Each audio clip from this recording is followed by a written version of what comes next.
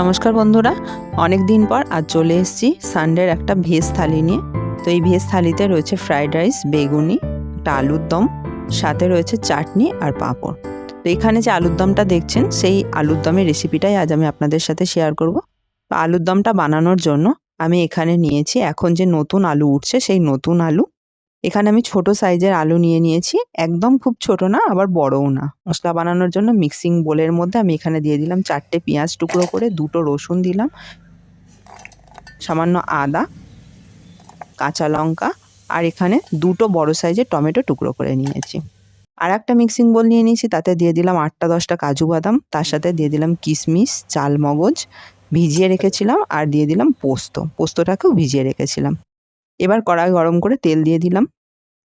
তেলের মধ্যে দিয়ে দিচ্ছি সামান্য একটু হলুদ। প্রথমে আমি আলুগুলোকে ভেজে নেব। আলুগুলোকে এখানে লাল লাল করে ভেজে নিতে হবে। তো আমি আলুগুলোকে তেলের মধ্যে দিয়ে হালকা নাড়াচাড়া করে ভেজে নিলাম।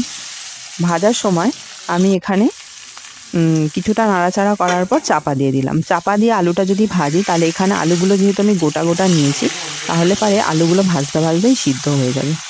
এইভাবে মাঝে মাঝে ঢাকাটা খুলে নেড়ে চেড়ে দিয়ে আলুটাকে ভাজতে হবে। কিছুটা ভাজা হয়ে এলে এর মধ্যে দিয়ে দিলাম আমি এখানে লবণ, দিয়ে আবারও ভালো করে লবণটাকে মিশিয়ে নিয়ে আমি ভেজে নিলাম বেশ খানিকক্ষণ ধরে। এরকম যখন লাল লাল মতো ভাজা হয়ে এলো, এবার আলুগুলোকে তুলে নিলাম। ওই তেলের মধ্যেই আরও কিছুটা তেল দিয়ে দিলাম। এবার এর মধ্যে দিয়ে দিলাম শুকনো লঙ্কা আর তেজপাতা।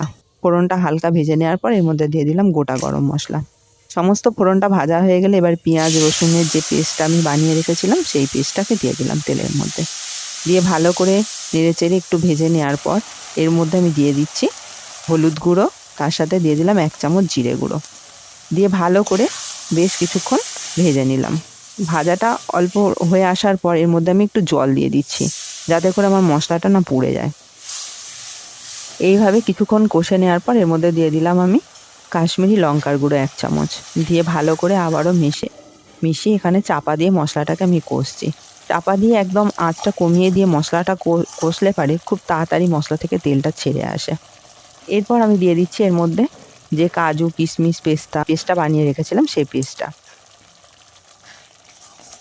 সেটা দিয়েও আবারও ভালো করে বেশ খানিকক্ষণ মিশিয়ে নিয়ে কষে নিলাম মশলাটা। এখানেও আমি আবার চাপা দিয়ে মশলাটা কষি। আমি 2 চামচ টক দইটাকে ফেটিয়ে এর মধ্যে দিয়ে দিলাম।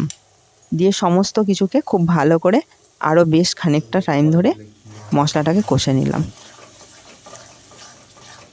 এবার এর মধ্যে দিয়ে দিচ্ছি আমি 1 চামচ চিনি।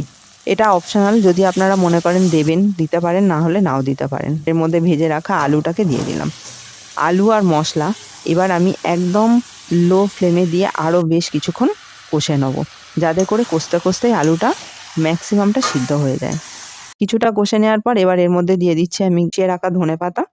সেটা দিয়েও ভালো করে কষিয়ে নিয়ে আবারও এখানে চাপা দিয়ে আমি আলু আর মশলাটাকে কষতে দেবো, আর গ্যাসের ফ্লেমটাকে একদম লোয়ে দিয়ে দেবো।